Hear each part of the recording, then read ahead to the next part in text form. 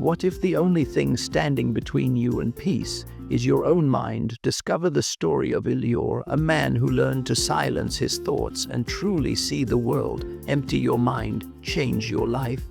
In a quiet village nestled between forested hills and silver lakes lived a young man named Elior.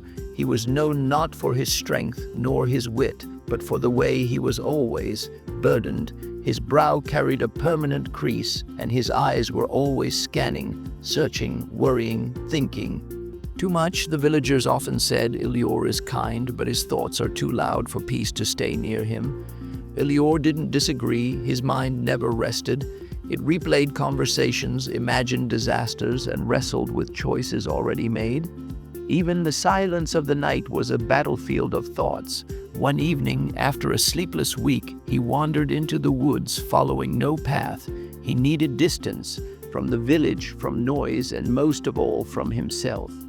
Hours passed until he reached a hidden clearing where an old woman sat cross-legged on a stone, her white hair flowing like silk in the breeze. She didn't seem surprised to see him. "You've brought too much," she said, eyes closed. "I brought nothing," Elior replied. She smiled. "Your head is heavier than your feet. Sit."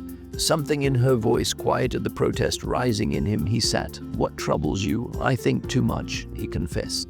"And do these thoughts solve anything?" He hesitated. "No, but I can't stop them." She opened her eyes then, bright, sharp, ageless. "That is because you believe your thoughts are you, but they are clouds, not the sky."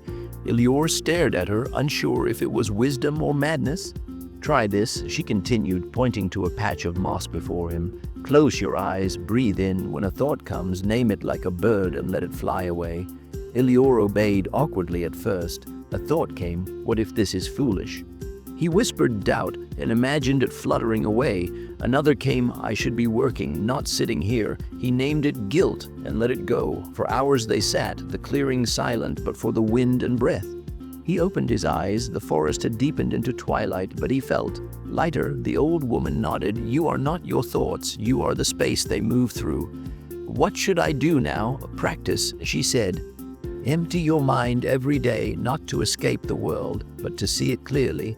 Elior returned to the village. He was still thoughtful, still kind, but something had changed. He no longer clung to every worry or chased every phantom.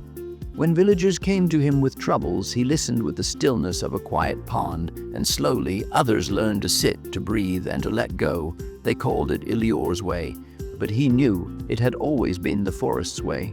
The old woman's way, the way of the sky untroubled by clouds. "Empty your mind," he would say, "and you will hear the world whisper its truth."